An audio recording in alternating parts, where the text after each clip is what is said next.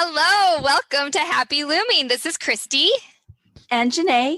And we are excited to come together today to talk about the magical and wonderful purl stitch. The purl stitch is absolutely wonderful and magical, just like you said. And if you add it to your ewrap stitch or just a basic stitch that you start out learning, you can create so many more things and textures and really just take off without learning anything else but just adding the purl stitch. Now, I've talked to many beginner loomers that are just starting out, and I'm a member in a lot of beginning Facebook groups. And often, they get master the ewrap and they're really good at doing folded brim hats, and they are enjoying using the larger gauge looms. And they want to start doing some of these different patterns they're seeing. They're seeing chevrons, they're seeing basket weave, they're seeing all this texture that people create. And they'll call CinDWood and ask us, for advice or what we can do. And I always tell them, you have to learn the purl stitch. Once you learn the purl stitch, and it seems more difficult than it is, but once you learn it, so many things open up and you can create so many different patterns. Exactly. I'm going to try and describe how you do a purl stitch, and Janae can maybe help me too. But the difference between when we ewrap or when you Uknit, the yarn is on above the working yarn. Stitch. Yeah, the current stitch. So the working yarn is above it. When we're going to do a purl, you have to bring the working yarn below the current stitch on that peg. And so the best way, and this is it's so much easier when you watch a video and can see it, but the best way is you take your pick and you put it down the groove, and you're actually kind of putting it underneath that first loop that is on the peg already. And then you put the tip of your pick over the top of the working yarn, which is underneath. And then you do this twisting motion with your wrist, and you push the tip of the pick into the groove and pull that loop up, creating a new loop. That new loop is your magical thing, that new loop that then you pull the whole thing, the old loop, off of the peg, and then put the new loop back on, and then pull your working yarn, not a lot, but a little bit to tighten it up. You just want to snug it up a bit. Mm-hmm. And then you've created this cool purl stitch. And what the purl stitch does is creates the flat areas between when you're doing a purl and a knit. And that ends up creating different pattern work. Did I explain that okay, Janae? You did a great job. And if you find, a quick Google search or YouTube search, you'll find how to purl knit on a loom videos all over, and you'll see exactly what we're talking about.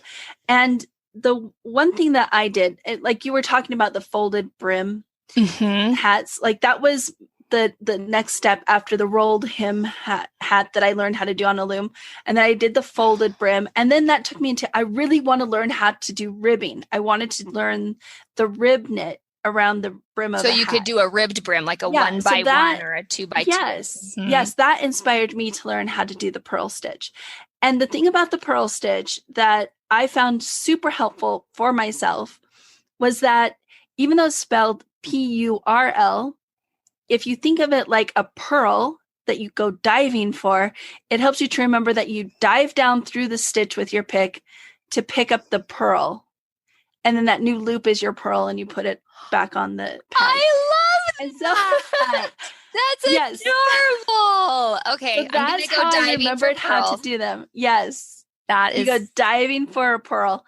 And so I actually had a kind of a loom knitting day with my mom and my sisters and my daughter a few years ago, obviously not this year, but a few years ago.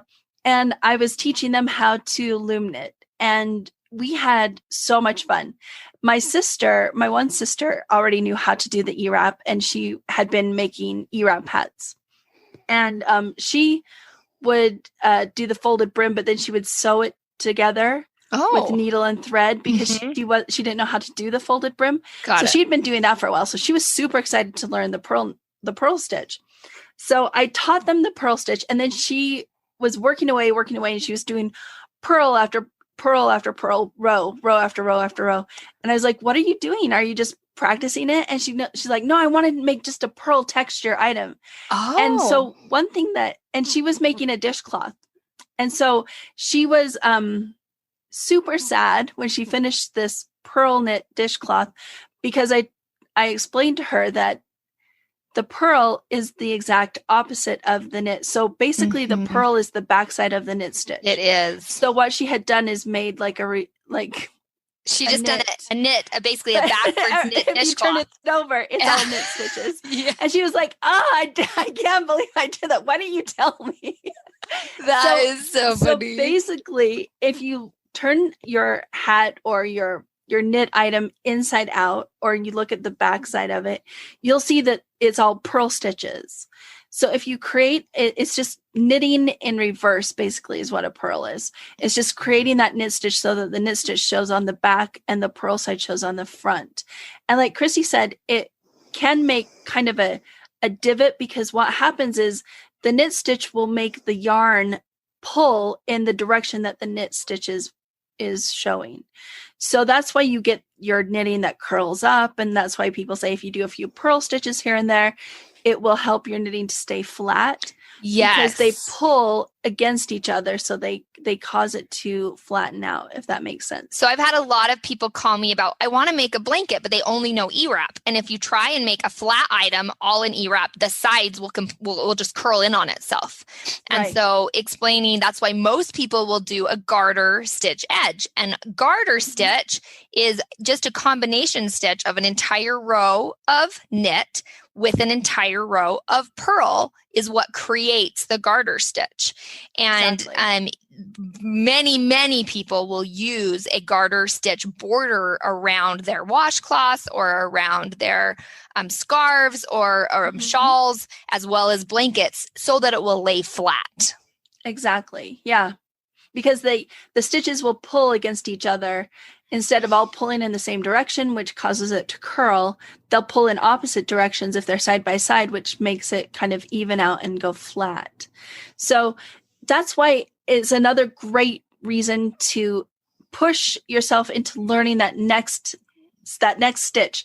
So adding a purl stitch to what you already know, or if you already know the purl stitch, you're already a huge fan of it, of the ways you can use it, I'm sure. And the different things. That it does. So like one thing I remember, learning to read patterns and charts, right? When I first started loom knitting, I would see it would be P1, K1, P1 or K2, P2. And I was like, what does that even mean? But once you know that you're knitting and purling, when you have a knit and a purl next to each other, if you do a knit 1, purl 1, or a knit 2, purl 2, you create ribbing, like she was saying, and ribbing makes your item contract a little bit more. That's why ribbing is often used on the top of a sock or on the brim of a hat, because it contracts a lot more than just an ewrap. So you can actually make a hat that will fit more head sizes using a ribbed brim versus using just an ewrap brim, which tends to stretch out and stay stretched out, where the ribbed kind of recontracts more. Have you noticed that? Right. It makes things more elastic when you put those side by side, and because of the tension between them, so it'll help those stitches to stretch out to accommodate a bigger size, and then they'll snap back because they're still pulling against each other, which is amazing that it creates this really cool fabrication. So you can have really elastic areas, you can have areas that lay totally flat, you can make really cool textures. And it's a very easy stitch to learn. And after you've practiced it a few times and you remember to dive down to grab that purl and put the purl on your peg, then you'll get the flow of it. One thing that you want to remember for a lot of people that are right-handed, if you knit right to left, making the purl stitches easier in that direction. If you're left-handed, if you knit from your left, going left to right, usually the purl stitch is easier to do that way. So that's kind of one thing to keep in mind if you are learning the purl and it's kind of tricky, your hands are getting in the way or whatever. sometimes just changing the direction that you do the purls in will help. And a lot of times if you're working on a flat item, you're going to have to purl in both directions.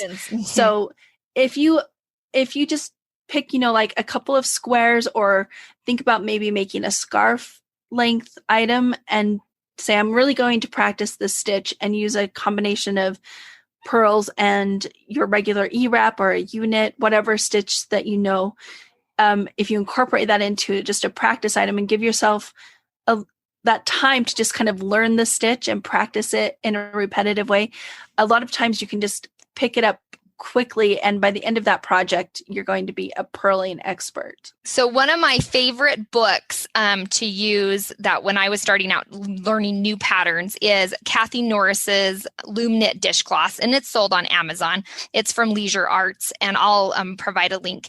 But I love this booklet because it's very simple to follow the charts that are in it, and they're all just knit purl stitches. Like there's nothing else in this book but pretty much knits and purls. And it has over there's like 1, 2, 3. I had to count. There's 13 different designs using just knit and purl stitches, which I love. There's different kinds of basket weaves. There's different kinds of chevrons and ribs, and they're just beautiful, making diamonds.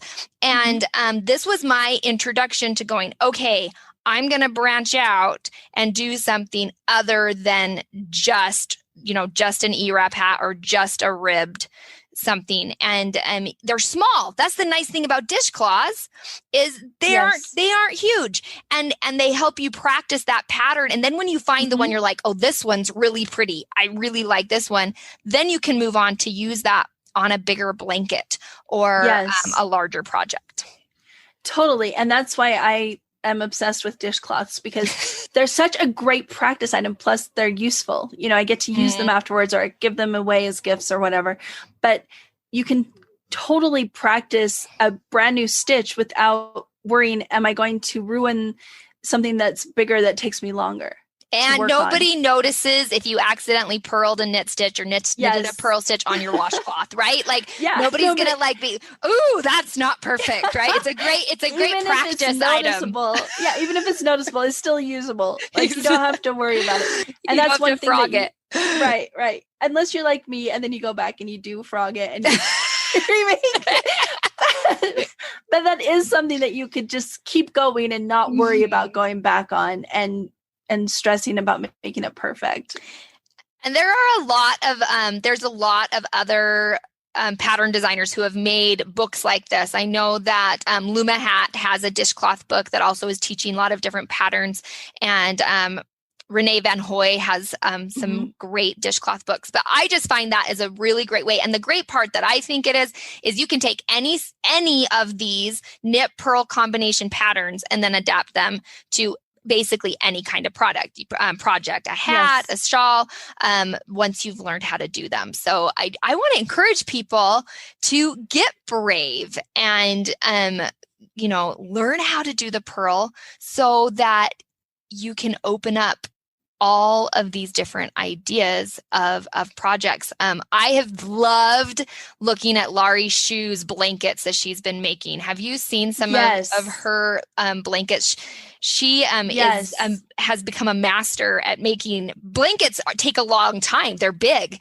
And so they do. We don't generally have as many people submit patterns for blankets, but she is our blanket master, I say. And she just did one that's a chain link. It looks like a chain link fence, and it has two different sizes of basically like diamonds, and they're like two different sizes of them to make this gorgeous blanket that she did on 3 of CinDWood's large round afghans. She actually did it in 3 different gauges with 3 different sizes of yarn. Oh, that's amazing. I know.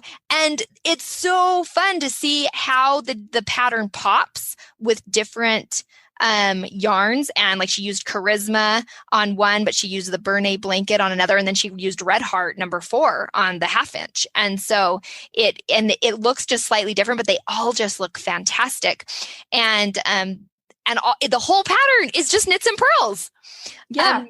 A lot of things that you look at that are textured are just knit and purl. And so they may look like they're intimidating. They may look amazing, which is great, but they're super, super simple once you've added that purl, ability to make the purl. Then you can make all of these incredible looking things. And, a texture like that, she puts them on blankets, but you could, put that texture into a hat or onto gloves or socks or a cowl, or even as a small dishcloth square. Once you learn how to do the purl, then you can start learning these textures and putting them on everything. Now, something that was exciting for me, and it actually was quite a while after I learned to purl, that I learned to cable. But you have to know how to do knits and purls in order to cable, because that's what creates the for the cable to stand out. But all the cable is having a pattern. So you can do a 2 knit and 2 purl, or a 3x2, or it doesn't matter, but you have to have 2 knit stitches together and then your flat purls on either side in order to create it. And then you take your 2 knit stitches and you cross them. And you take it off of the one peg, cross it, and put the other back on the opposite 2 pegs.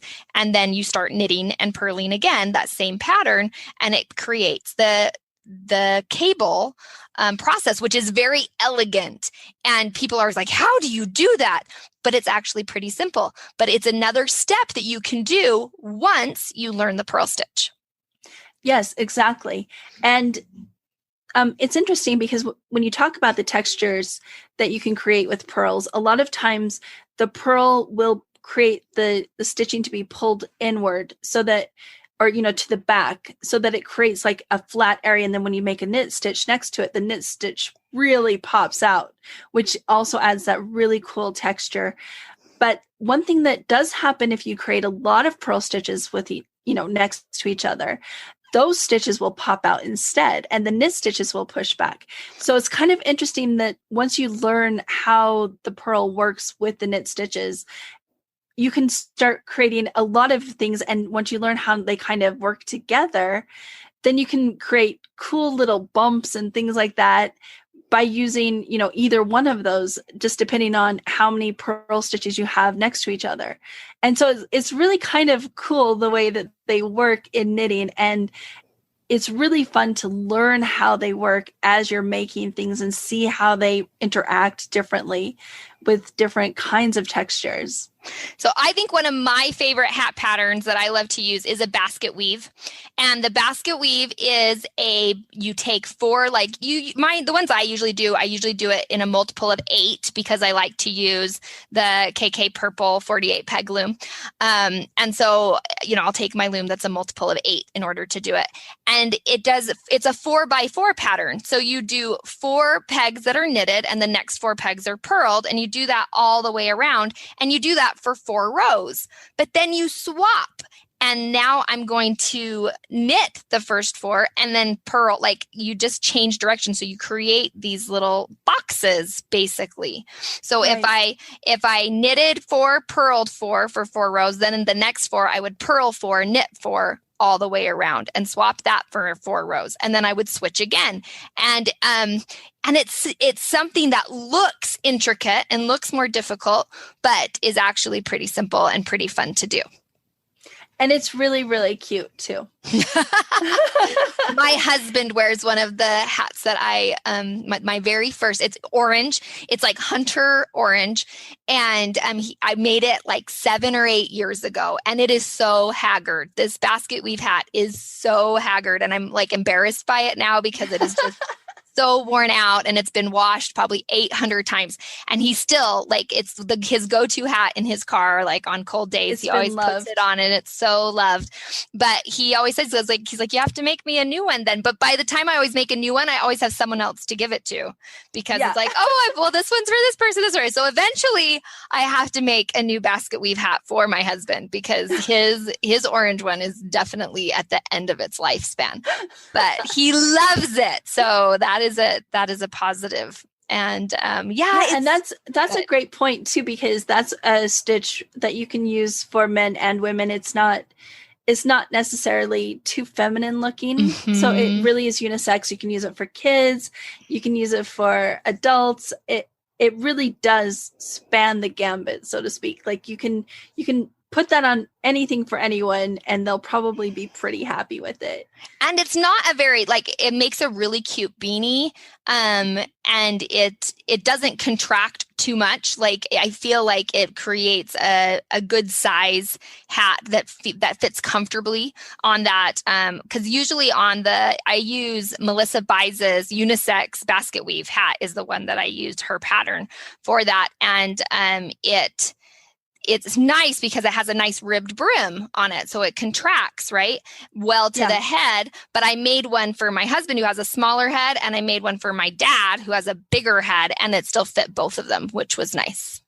And that's another great thing about the ribbing and what the knit and purl stitches do to each other is like, it really does give you a lot more stretch. So it will fit more heads. It doesn't have to be exactly perfect for everybody. It gives you more leeway. So you don't have to worry about it fitting someone. Yeah, because that's always hard when you've got put all the time and effort into making a hat, and then like either it's too small or too big, and you're like, well, darn it. I often am encouraging you. I'm like, oh, just do a rib stitch, or you can. Another thing that sometimes people don't realize that when you're doing say you've learned your knit stitch, your ewrap stitch, and you've learned your purl stitch, if you add a Uknit or a TrueKnit stitch, those are a little bit smaller generally than the ewrap, because the ewrap's actually a twisted stockinette stitch, so it's the largest of the stitches. But if you do a Uknit, which is just barely half wrapping your peg and picking over between those purls, it will make a smaller gap between them, and you'll get an even tighter ribbing. So you might have an adult size hat loom like the purple 48 peg from either CinDWood or KK, and that loom generally is for an adult hat. I have a smaller head. I have more like a teenager size head. It's only like 21 inches and it's a little bit small. So when I do a rib brim on that, I will always do a Uknit between my purls to make it contract even more, because I don't like it to be super loose on my head the way ewrap does. So it's so fun that now I can make on the same loom a hat that fits me, a hat that fits my husband, and a hat that fits my dad, all on the same loom. All on the same loom. Exactly. Just by mixing up the different kinds of stitches. Yeah. That's just 2 basic knit stitches and a purl. And you can do so many things with it.